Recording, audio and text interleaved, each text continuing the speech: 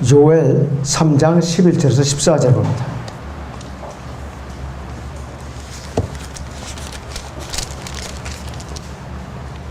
너희 모든 이방들아 모여서 오라.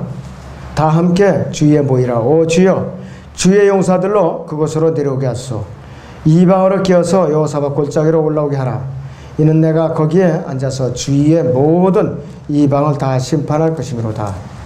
너희는 낯을 대라. 이는 곡식이 익었음이라. 너희는 와서 밟으라. 이는 포도즙 틀이 가득 차고 독들이 넘쳐남이니 그들이 죄악이 크기 때문이라. 결단의 골짜기에 많은 무리들이 있으니 이는 주의 날이 결단의 골짜기에 가까움이라 하였습니다. 오후의 주제는 요엘서를 통한 교훈들 2부 순서입니다. 요엘서를 통한 교훈들 2부입니다. 장별로 이제 요약을 해서 제가 말할 텐데요. 요엘서 1장의 주제는 비유와 예언, 곤충의 재앙입니다. 요엘서 1장의 주제는 비유와 예언, 곤충의 재앙입니다. 그리고 2장 1절에서 11절까지는 주의 날과 주의 군대에 대해서 교훈을 주고 있어요. 2장 1절에서 11절까지는 주의 날과 주의 군대에 대한 교훈을 주고 있고, 또 2장 12절에서 32절은 유대인들의 회개, 구원과 성령의 약속, 표적들에 대해서 교훈을 주고 있고, 그 다음에 요엘 3장 전체는 이스라엘의 회복, 이방 민족들에 대한 심판, 하늘의 왕국, 즉 지상왕국에 대해서 다루고 있습니다. 차례차례 제가 강론을 하겠죠. 요엘서 1장은 다시 말씀드리면 비유와 예언, 곤충의 재앙에 대해서 다루고 있습니다. 그 성경 예언의 특징은 비유를 통해서 예언을 하는 것이 또 특징 중에 하나예요. 선지자 나단이 다윗 앞에 서서 가난한 이웃의 양 한 마리를 탈취하는 부자에 대한 비유를 들어서 밧세바와 간음했던 다윗을 호되게 칭책했던 것, 그것을 우리가 알 수가 있어요. 사무엘하 12장 1절에서 5절이에요. 아무도 모르는 거예요. 아주 감쪽같이 간음을 했는데 벌써 하나님께서는 나단을 보내갖고 찔른 거예요. 나단을 보내가지고서. 그래갖고 초다이라 태어나자마자 죽었어요. 그래서 이와 같은 비유를 통한 예언은 선지자들이 아주 흔히 쓰는 방식이었어요. 구약에서. 이사야는 포도나무를 들어서 예언을 했죠. 이사서 5장에서. 에스겔은 두 막대기를 들어서 예언을 했어요. 두 막대기. 에스겔서 3장을 보고 37장을 봅니다. 두 막대기가 도대체 뭔가? 15절에서 17절을 봅니다. 에스겔 37장을 봅니다.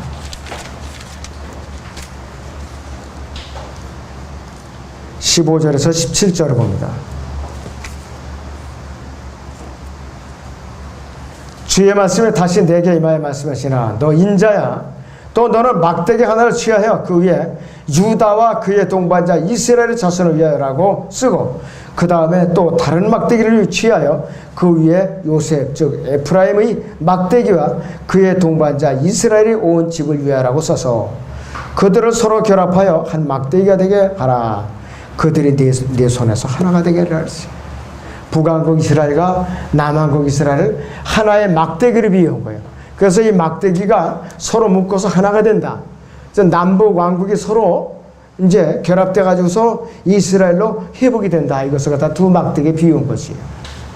특별히 에스겔은 비유를 들어서 많은 예언을 했는데, 또 큰아나 이 아들 이 시드키야는 철로 뿔을 만들어서, 이 사람은 거짓 선지자죠. 그래갖고 아합 왕에게 이스라엘과 싸우면 이렇게 크게 이기리라, 이렇게 하고서 거짓 예언을 한 적이 있어요.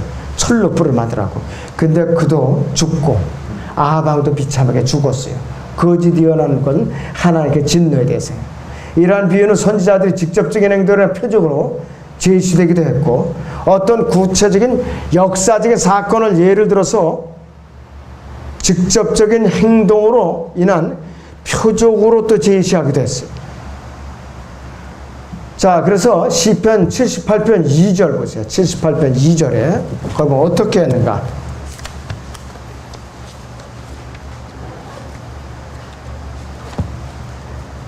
시편 78편 2절을 보죠. 내가 입을 열어 한 비유로 난해한 옛 말들을 말하리니 그랬어요. 그것은 우리가 들었고 알았으면 우리 조상들이 우리에게 말했던 것이라 그랬어요. 우리가 그것들을 그들이 자손에게 숨기지 아니하고 오는 세대에게 주를 찬양과 그의 능력과 그가 행하신 경이로운 일들을 전하리로다 그랬습니다. 출애굽 사건을 말한 것이요 자체가.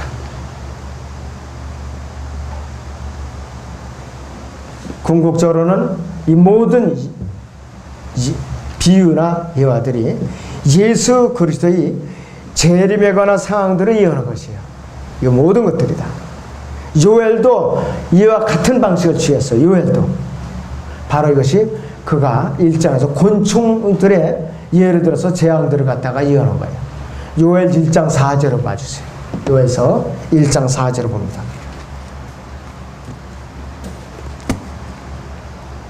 모충이 남은 것을 메뚜기가 먹고 메뚜기가 남은 것을 자벌레가 먹고 자벌레가 남은 것을 풀새가 먹고 또 다 그랬습니다. 이와 같은 기록이 역대서에 기록이 되지 않았다고 해서 없었던 일이라고 우리가 부정할 수는 없다 이것이. 또 엘리야 때에는 극심한 가뭄이 있었어요. 3년 동안 3년 반 동안 극심한 가뭄이 있었어요. 열왕기상 17장에서 극심한 가뭄이 있었는데 왜 그러는가? 우상 숭배 때문에 그랬어요. 아합과 또 아스타롯. 그래갖고 850명의 바알과 아스타롯이 제사장들이 북왕국에 있었던 거예요.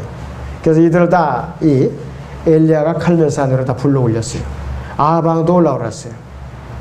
아무리 이들에게 표적을 내가지고서 불을 들여가서 제단에 제물을 살리라고 그랬는데도 꼼짝을 하니까 다 도르고 그런 사건이 있었어요. 그러고 나서 여기서 엘리야가 부르짖으니까 하늘에서 비가 내려가지고서 대지를 촉촉하게 적으신 사건이 있었다 이것이. 역사적인 사건. 요엘이 요아스 왕 때 활동했다면은 엘리사와 동시대의 사람이에요. 엘리사하고. 요엘은 단순히 곤충 재앙의 사건을 그 당시의 죄악으로 인해서 자연의 재해를 통해 주신 하나님의 심판으로 제한시키지 않았다는 걸 우리가 유념해야 돼요. 한 민족이 내 땅에 올라왔으니 강하고 헤아릴 수 없으며 이렇게 말을 하고 있어요. 요엘서 1장에서 곧바로 그 뒤를 이어서 그렇게 말을 하고 있어요. 이것은 무엇이냐 이것이. 남한과 유다의 멸망을 예언하고 있는 것이고 또 그래서 강한 민족이 올라와서 포도나무와 무화과나무를 황폐케 하고 하나님께 드린 제사들을 멈추게 하겠다고 말하고 있어요. 바벨론 포로로 예언이 성취되고 말았죠 이것이. 느부갓네살 왕이 왔을 때 그는 3차례 공격을 통해서 예루살렘을 포위하고 아주 황폐화시켰어요. 성전을 황폐했기 때문에 제사장들은 제사 드릴 수 없게 되었고 다 바벨론을 포로로 잡혀온 것을 우리가 알 수가 있어요. 요엘은 다시 예언을 주의 날로 끌고 가고 있어요. 주의 날까지. 요엘서 1장 15절을 다시 보는데 지난번에 우리가 봤죠. 요엘서 1장 15절에 슬프도다 그날이요 이는 주의 날이 가까웠으며 전노하신 분으로부터 오는 멸망처럼 그날이 올 것임이라 그랬습니다. 그러니까 주의 날은 멸망의 날이고 슬픈 날인데 식량이 끊어지고 가축이 끊어지는데 보통 견디기 힘든 게 아니에요. 앞으로 대환란 때 그 일이 벌어질 거라는 것입니다. 요엘서 1장에서는 이 보여주는 그 요엘의 예언은 곤충들의 재앙으로부터 바벨론의 침략으로 또 거기에다가 미래에 있을 주의 날 대환란까지 확장이 되고 있어요. 선지자 예언 방식으로 궁극적으로 주의 날을 말하는 것이 위한 것이라고 했어요. 근데 많은 학자들이 이 3가지 재앙을 하나로 묶어버려요. 곤충들의 재앙은 바벨론 군대를 상징하고 그렇게 얘기하고 있고 또 이것이 바로 주의 날이라고 그렇게 해석을 해버려요. 조금 더 문자적으로 해석한다고 하는 사람들조차도 곤충의 재앙을 문자적인 재앙으로 보기는 하지만은 결국은 바벨론의 침략과 주의 날을 하나로 묶어보는 데 그치는 것이에요. 어떤 자들인가? 무천년주의자들이 이런 짓을 하고 있어요. 그들은 성경에서 주의 날에 대한 예언을 이해하지 못하기 때문에 그래요. 주의 날은 단순히 이스라엘에 대한 하나님의 심판의 날로만 축소시키기 때문에 그렇다 이것이에요. 그런데 느부갓네살이 예루살렘을 침공했을 때는 화염에 들의 모든 나무들을 채운 적도 없어요. 여기서 요엘서 1장 19절을 봐요. 주여 내가 주께 부르짖으니 이는 불이 광야의 초장들을 삼켰고 화염에 들이 모든 나무를 태웠습니다. 이랬습니다. 그리고 강물들이 마른지야 20절에 들이 짐승들도 또한 주께 부르짖으니 이는 강물들이 말랐고 또 불이 광야의 초장들을 삼켰습니다. 이렇게 했습니다. 이것이 앞으로 미래의 대환란 때 있을 일이에요. 이스라엘 땅 3년 반 동안 가물이 올 것이고 강들도 마를 것이고 곤충들의 재앙도 대환란의 예표가 된다 이것이. 그리고 그때는 끝없이 깊은 구렁에서 초자연적인 메뚜기들이 나와서 아마 그때는 군대로서 주님과 대결하기 위해서 나타날 거라 이것이에요. 요한계시록 잠깐 8장을 봅니다.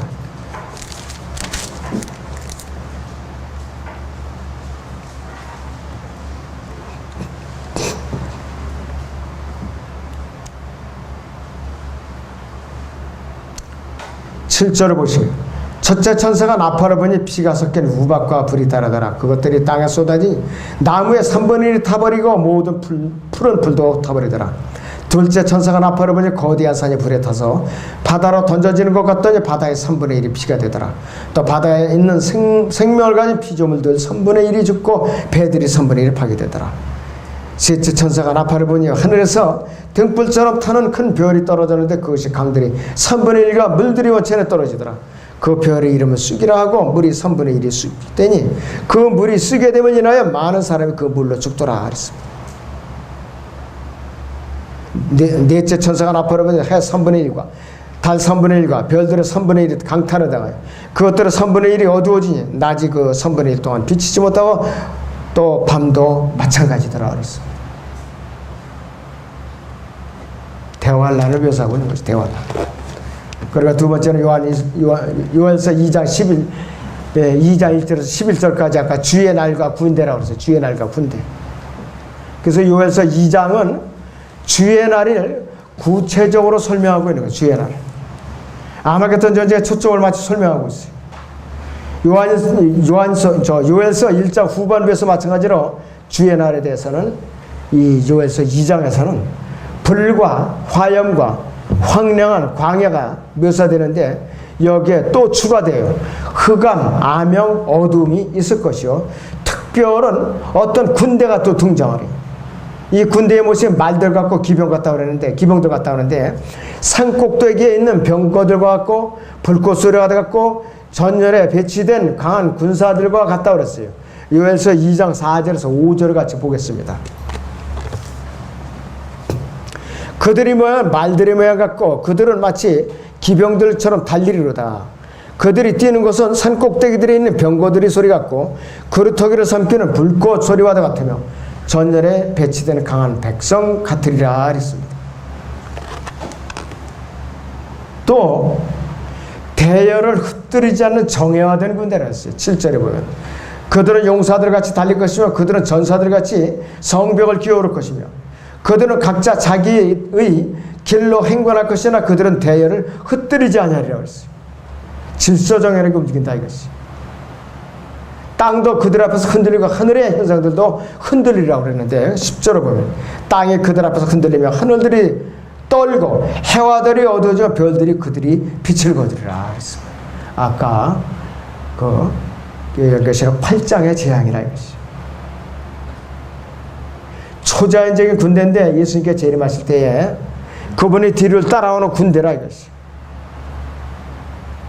이사야서 63장에서 원수들을 죽이시는 것은 주님의 몫이지만은 예수님께서 이 군대의 맨 앞에 계시고 이 군대가 살육하시는 그분을 따라서 오면서 황폐화시키면서 같이 대동하고 있어요.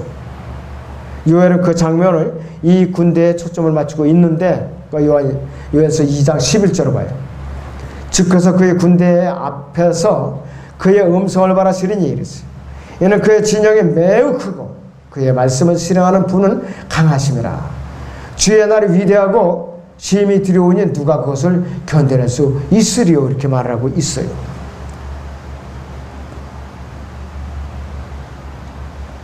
자, 그런데 여기서 이 군대가 말들과 같다 그랬고, 우리는 요한계시록 19장 11절에서 16절에서 알 수가 있죠. 또 도둑과 같다 그랬어요. 요한계시록 2장 9절에서. 그들은 성읍 안에서 이리저리 달릴 것이며 그들은 성벽 위를 달릴 것이요 집들 위를 기어오르며 그들은 도둑처럼 창문들을 통해 안으로 들어가리라. 시간과 공간을 마음대로 드나들 수 있는 초자연적인 군대. 누구냐?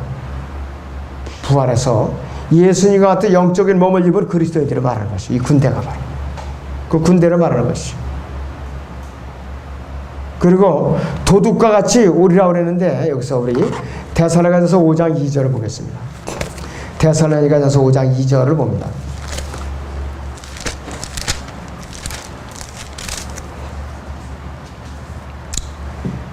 이는 주의 날이 밤에 도둑같이 오리라는 것은 너희 자신이 정확히 알고 있기 때문이라. 이것이 우리에게는 도둑같이 오지 않죠. 분명히 우리는 알리고 나팔로서 알려주고 불러올리신다 이것이.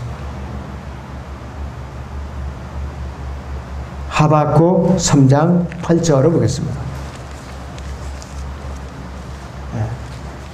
하박국 3장 8절을 보세요.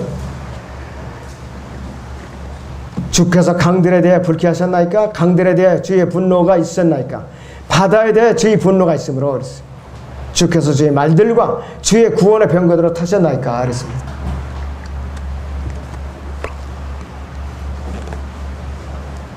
솔로몬은 6장 12절에서는 암미나딥의 병거들이라고 그랬어요. 교회는 대환란 이전에 휴거되어서 셋째 하늘에 올라가 있다가 대환란이 끝날 때쯤에 재림하시는 주님의 뒤를 따라서 군대로서 신말들을 탈 군대로서 따라 내려오는 것이. 이 군대는 그리스도의 몸인 교회의 영광스러운 미래의 모습인데, 이 군대에는 환난 성도들도 포함이 돼요. 주님을 따라서 내려오는 이 군대에는 환난 성도들도 포함이 되어 있어요.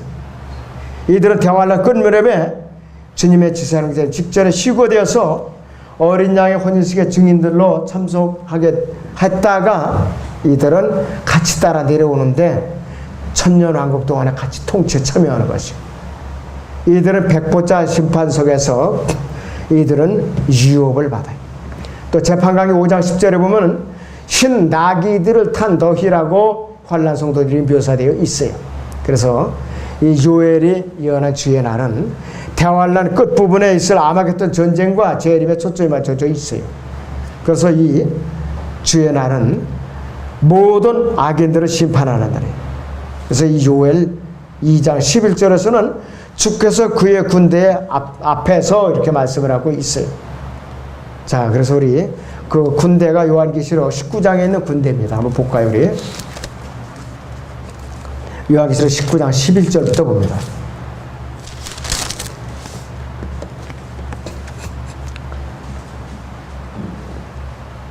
또 내가 하늘이 열린 것을 보니 흰말이 보이더라 그랬어요.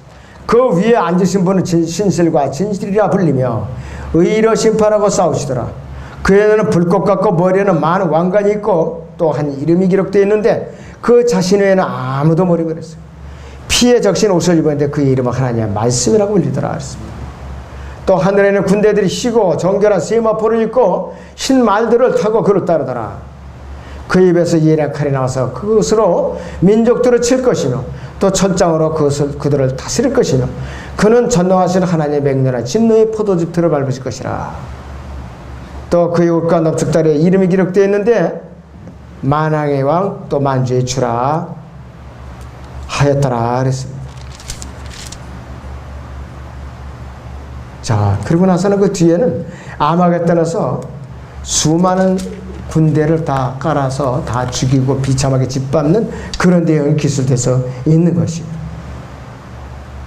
어떤 학자들은 주께서 요엘 2장 11절에 주께서 그의 군대 앞에서 이것을 갖다가 주의 군대라고 말은 하는데 요엘 2장 1절에서 10절까지 군대는 요엘 2장 10절에 주의 군대와 또 구분을 해. 누가 그러냐? 스코필드가 그렇게 구분하고 있어요. 앞에 묘사된 군대는 재앙과 연계되어 있기 때문에 악한 군대라고 생각하고 있는 것이에요. 이렇게 생각하는 건 이 군대를 요엘서 1장에서 묘사된 곤충들과 같게 보기 때문에 그런 것이에요.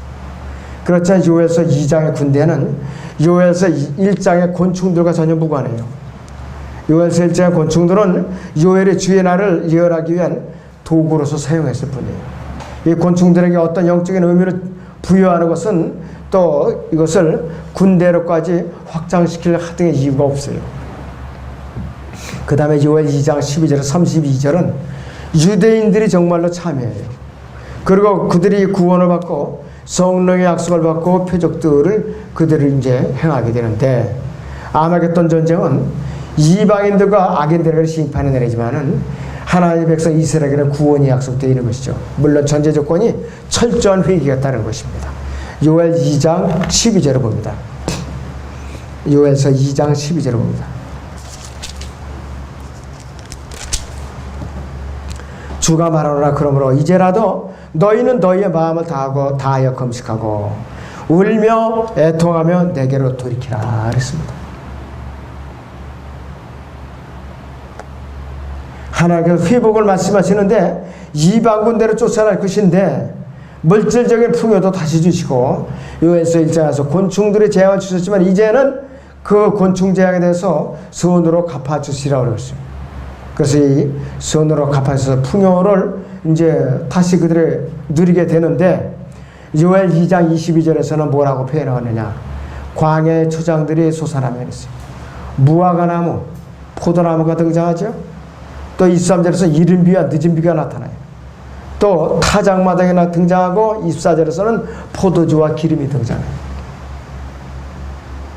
하나님께 일찍이 모세와 언약을 맺었어요. 신명기 28장에서. 그들의 죄로 인해서 지금은 뿔뿔이 흩어져서 저주받은 상태에 있을지라도 그들이 죄악이 용서가 될 때 그들이 모든 언약들이 회복되어서 원래의 약속들이 그대로 이루어지는 것이에요. 언제냐? 바로 대환란이 끝나고 회개한 남은 자들만 주님께서 이 지상왕국으로 끌고 들어가서 지상왕국에서 이런 복을 주시는 거예요. 요엘서 2장 23절에서 이른 비와 늦은 비는 바로 팔레스타인 땅에만 비를 주시는 것이 아니라 이 땅 모든 곳에 비를 내려주시고, 비가 내리지 않으면 농사를 지을 수가 없죠. 우리나라도 15년 전부터 물익은 국가라고 분리되어 있어요. 저는 그때 그 뉴스를 봤을 때 믿어지지 않았어요. 저는 아니 너무 지나치다 그랬어요. 저는. 아니 우리나라 같은 게 무슨 물 부족 국가라고 그러냐 그랬는데, 요즘 보세요. 물이 부족하잖아요. 우리나라 난리잖아요. 강수량이 뚝 떨어졌어요. 우리나라가 1년에 강수량이 2,000에서 거의 3,500mm 왔잖아요. 지금 절반도 안 돼요. 얼마나 지금 목이 타냐 이것이죠. 하나님께서 역사하시면 꼼짝 못해요. 아무리 적어도.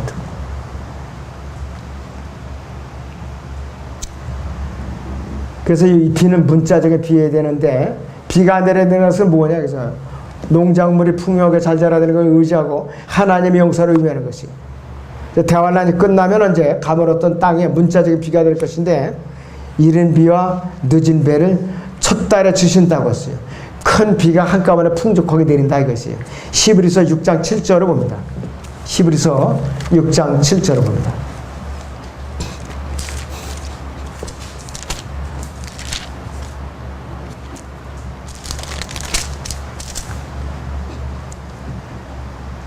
이는 땅이 그 주위에 자주 내리는 비를 흡수하여 밭가는 자들에게 적합한 농작물을 내면 하나님께 복을 받으나, 만약 가시와 엉겅퀴를 내면 버림을 당하고 저주함이 가까워서 그 마지막은 불사람이 되기 때문이라 했어요.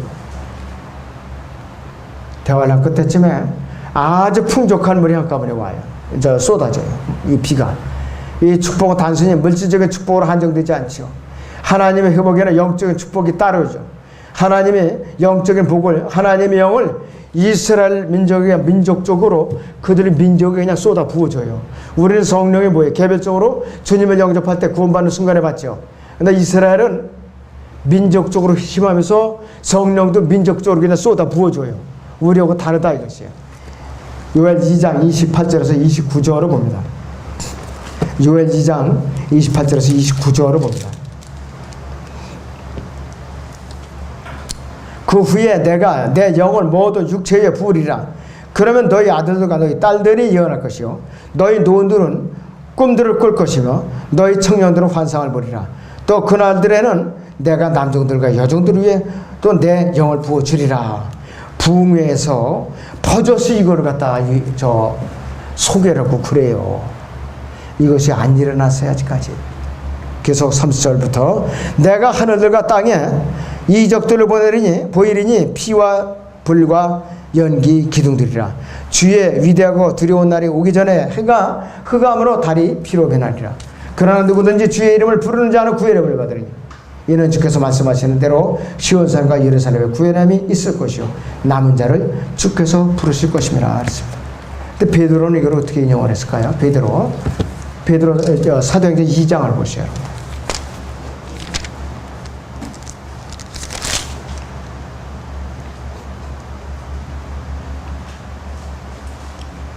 사도행전 2장에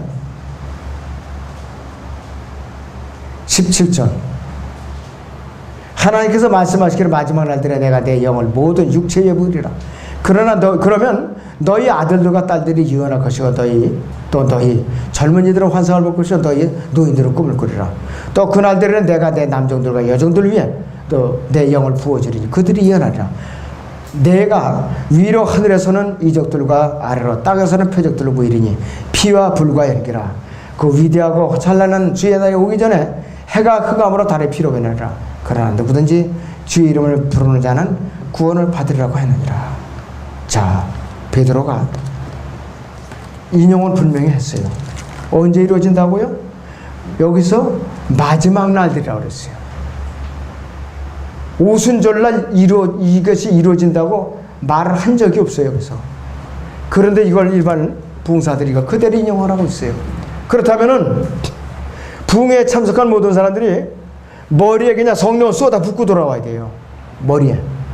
그리고 피와 불과 연기 다 보고 돌아와야 된다 이거예요.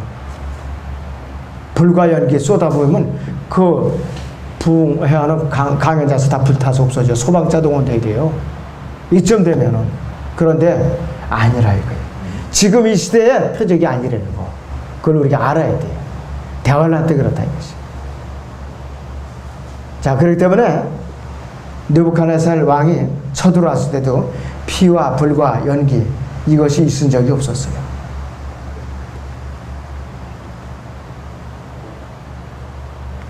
그렇기 때문에 성경을 올바로 알지 못하면 헛소리하게 돼 있다 이것이. 오순절에 성령 강림 사건만 있었어요. 불과 연기 기둥, 흑암과 피에 대한 표적이 전혀 없었어요. 그런데 주의 날의 대환란 때는 이 모든 것들이 문자적으로 있을 것이라 이것이. 이러한 영적인 축복은 물론 회개로 존재하고 대규모 민족적인 회개가 일어날 것인데 이스라엘에는 민족적인 금식이 선포돼요. 요엘서 2장 15절을 보죠. 요엘서 2장 15절 봅니다.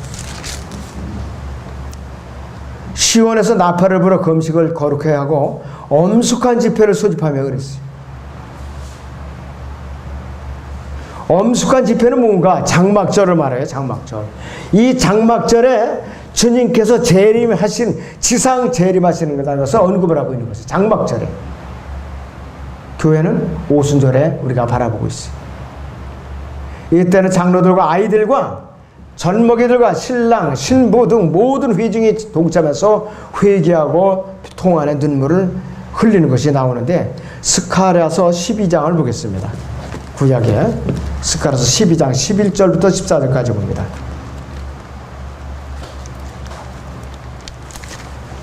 스가랴서 12장 11절부터 14절까지 봅니다. 지파별로 회긴저 좋은데 그날에 예루살렘에 큰 애통이 있으리니 마치 무기토 골짜기 하닷 림몬의 애통과 같으리라. 땅이 애통하리니 각 족속이 따로 애통하리라. 다윗 집이 족속이 따로하고 그들의 아내도 따로하며 나단 집이 족속이 따로하고 그들의 아내도 따로할 것이요 레위 집 족속이 따로하고 그들의 아내도 따로하고 시므이 족속이 따로하고 그들이 아내도 따로하리라. 남은 모든 족속도 각 족속이 따로하며 그들의 아내들도 따로하리라. 12지파가 통곡을 하면서 참여하는 것이 그거를 말하는 것이. 그들이 그동안 오랫동안 거부해왔던 예수 그리스도 하나님에 대한 깊은 그들이 회개가 나온다 이것이요.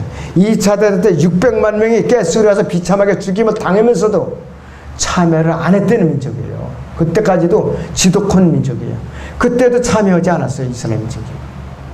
왜? 몰랐기 때문에. 이 회개를 주님께서는 진심으로 받아들여요. 그들에게 그분의 영을 부어주셔요. 민족적으로 부어주신다. 그분의 영을. 이스라엘은 앞으로 성령을 민족적으로 부어줘요.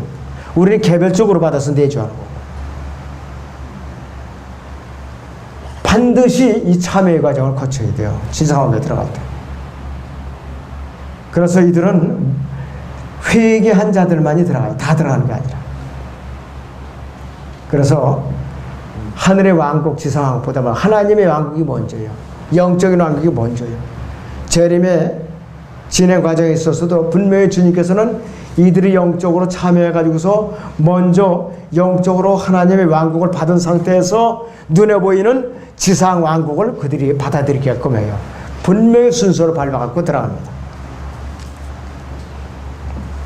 자, 그리고 요엘서 3장은 아까 서두에서 말씀드린 대로 이스라엘의 회복과 이방족들의 심판과 하늘의 왕국에 대해서 이제 다루고 있는데 1절에서 8절까지는 이스라엘의 회복에 대해서 다루고 있어요.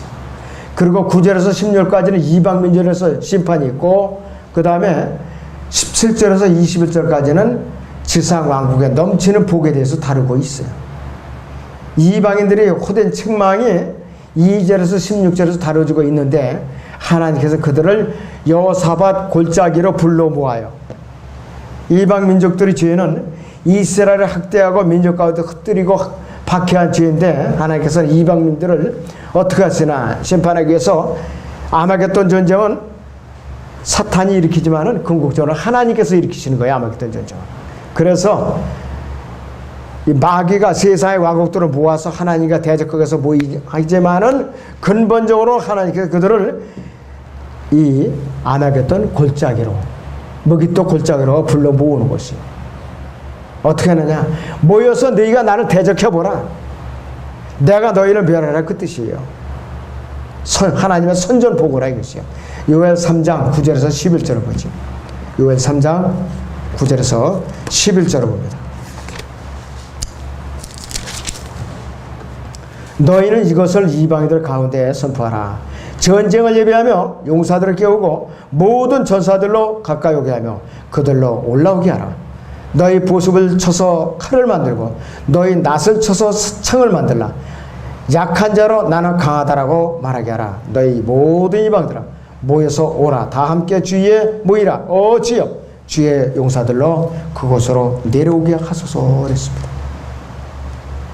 요엘서 2장에 올 때 주의 군대가 드디어 여호사밧 골짜기로 내려오는데 왜 내려오느냐?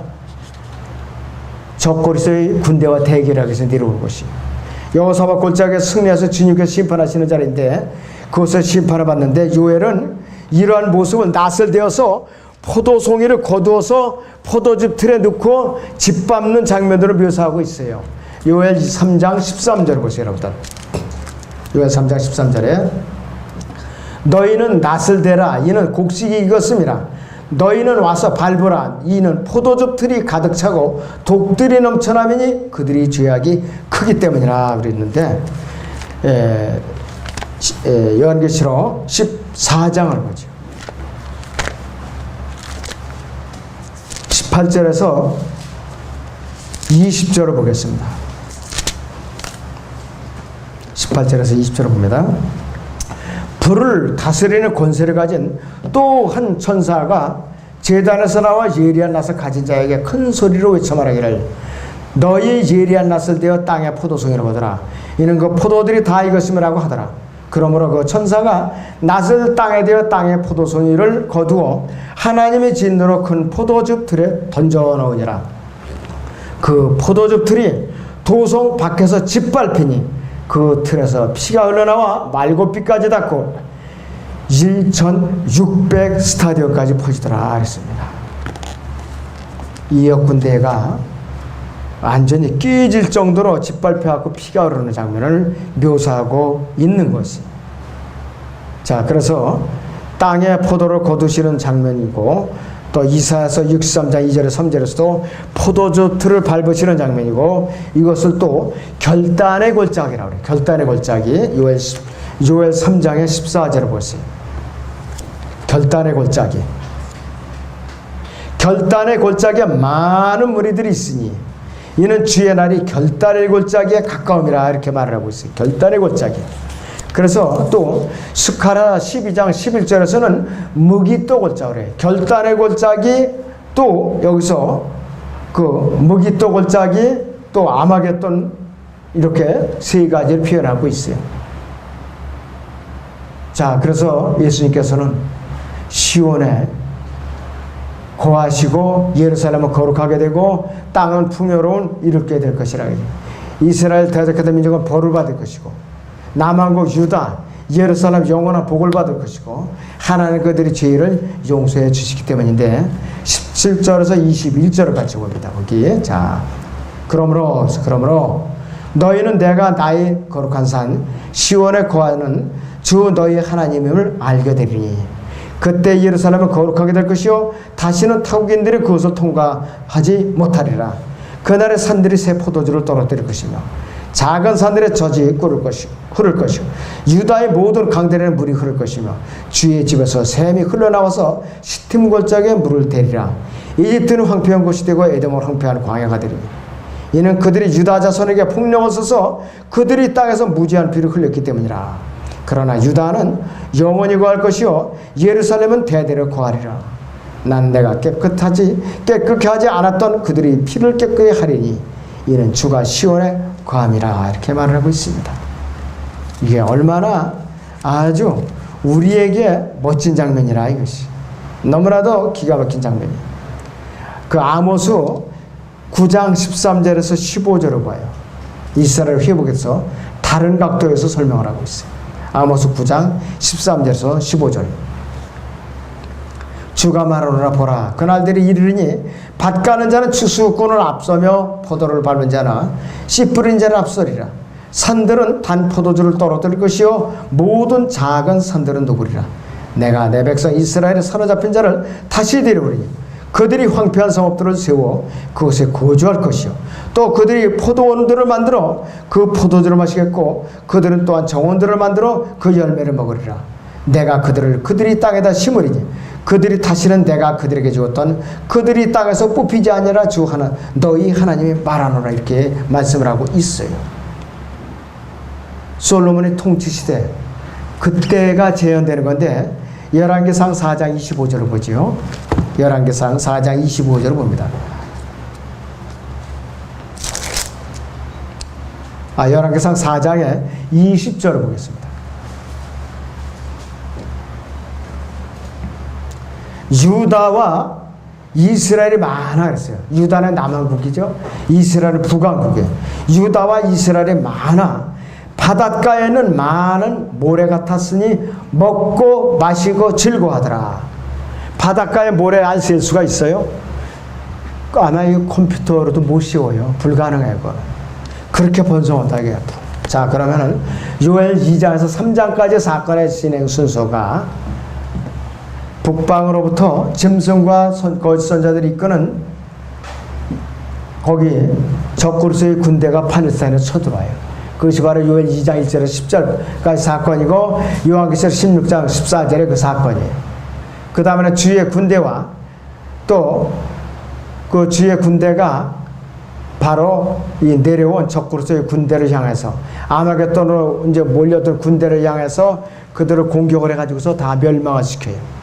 그 다음에 이 땅에 남아있는 남한국 유다가 회개할 것이고 하나님께서 응답하셔갖고 유대인들에게 마지막 날들의 성령이 부어지고 영광 중에 돌아오시는 주님과 이스라엘 백성들이 다 함께 회복이 돼서 또 민족들에 대한 심판이 이루어질 것이고 또 이 왕국이 세워지고 그때부터 이 땅에는 이제 영원한 왕국이 보기 누릴 것인데 그것이 바로 어디를 얘기하느냐면 이사야서 11장을 말하는 것이에요. 이사야서 11장입니다. 잠깐 보세요. 이제.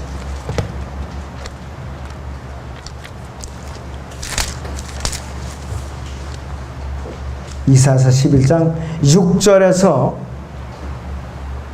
9절까지가 바로 그것이에요. 또한 이리가 어린 양과 함께 거하며 표범이 새끼 염소와 함께 누울 것이요 송아지와 어린 사자와 살찐 짐승이 함께하며 어린아이가 그들을 이끌리라. 암소와 곰이 함께 먹으며 그것들의 새끼들이 함께 누울 것이요 사자가 소처럼 짚을 먹으리라. 또 젖 먹는 아이가 독사의 구멍에서 장난하며 젖된 아이가 독사의 굴에 손을 넣으리라. 그들은 나의 모든 거룩한 산에서 해치거나 파괴시키지 않으리. 이는 마치 물들이 바다라도 품같이 세상이 주의 지식으로 충만할 것임이라 그랬습니다. 그래서 이 요엘서 지난번에 1부 순서를 했고 오늘 2부 강의를 했는데 이것을 여러분들이 한번 이제 방송을 다시 들어보면서 복습을 해보세요. 굉장히 짧은 시간 다 자세히 못하니까 그러면은 많은 교훈을 또 얻을 수 있을 거예요. 다음 시간에 또 두 번에 나눠서 아모스로 갖다 이제 우리가 공부를 합니다.